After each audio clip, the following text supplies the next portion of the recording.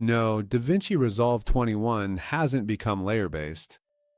If you think DaVinci Resolve 21 has finally switched from a node-based system to a layer-based one, I have to say, that's one of the biggest misconceptions about this new DaVinci Resolve update.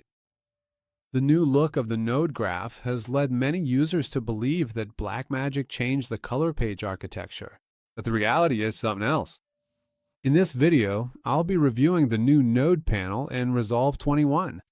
The first thing that catches your eye after entering the color page in Resolve 21 is the new look of the node graph.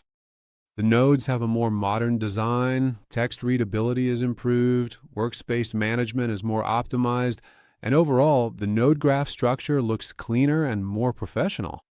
In the past, there was an issue where, when working on busy projects, the readability of node names was sometimes problematic. They weren't very legible. On the other hand, several new features for better node management and navigation have been added, significantly improving the experience of working on large projects. And the general node graph view, a toolbar section at the top of this window, has been specifically added in this version, which consists of two parts, the right section and the left section. On the left, we have icons that essentially act as shortcuts for us. On the left, we have the pointer mode icon, then the hand mode icon for easy operation and navigation across the node graph. And then we have add serial node, add parallel node, and also add layer node, which are essentially shortcuts we've used before, now placed as shortcuts on the left side of the toolbar.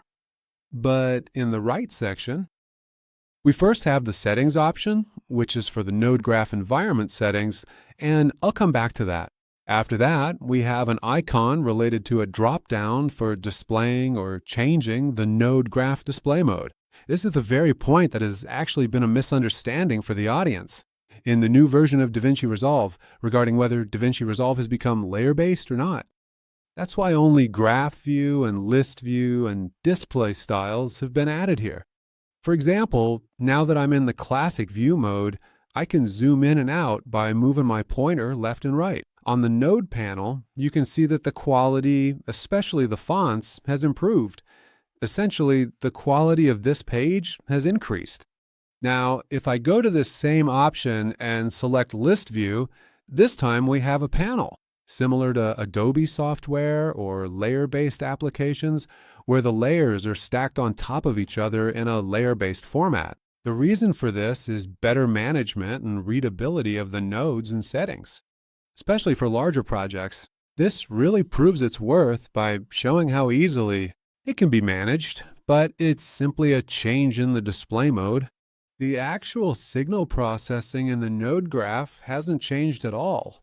We're still working based on nodes. It's just a view for faster access and better readability in larger projects. For instance, if I go to a clip with a single node, you'll see that when we add a node, like a serial node, it's very simple and clear. If I use any tool, for example, making a change in primaries, it shows the icon on the right.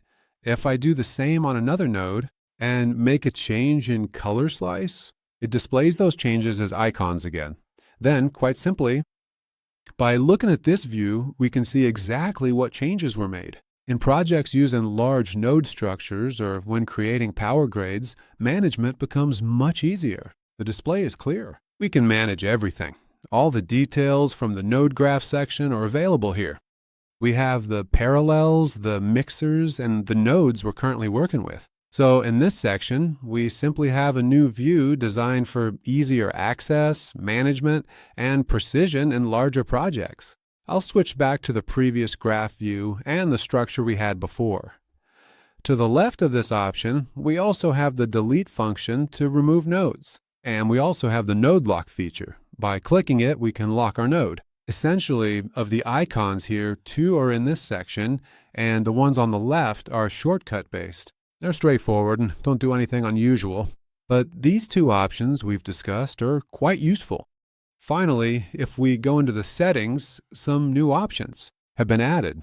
In the first section, we have switching clip selection, which is very handy when you open the dropdown. We have options like last adjusted node, first node, last node, and same node. These options are very useful for large projects and complex structures. For example, when I'm working on my node graph and I want to color grade the clips of a project one by one, I can select my preferred option. If it's set to last node, it stays on the last node. If it's first node, it goes to the first one or the last node we modified.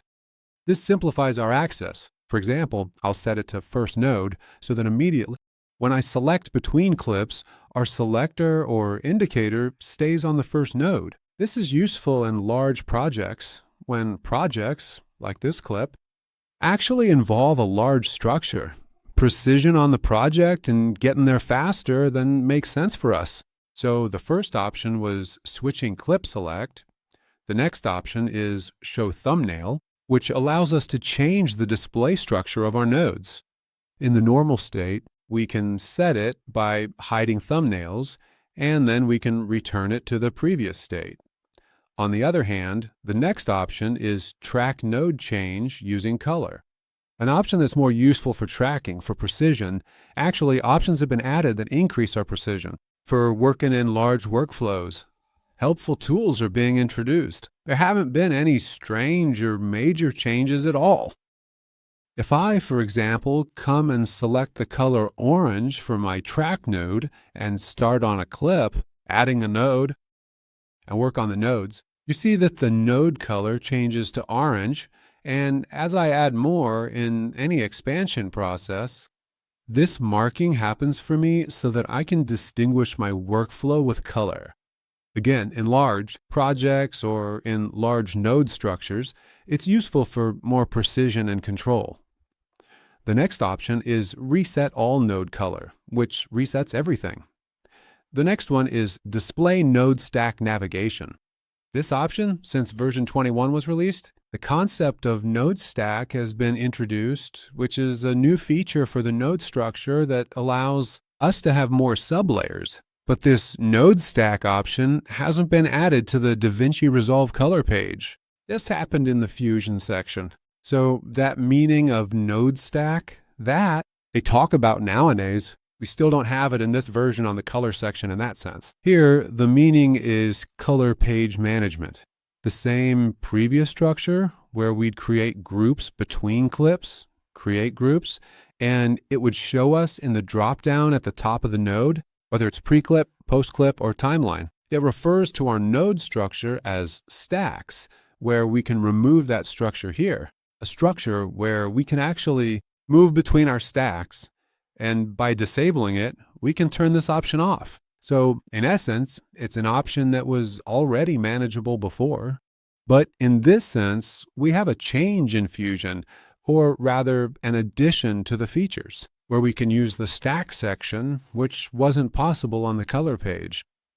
The next option in the menu is to reset options. There's Reset All Grade for all nodes, or Reset All Node Stack Layer, which resets all the substacks we used for grouping for us. So if I were to describe the new DaVinci Resolve 21 node panel in one sentence, it would be a new look, but with the same powerful logic as always.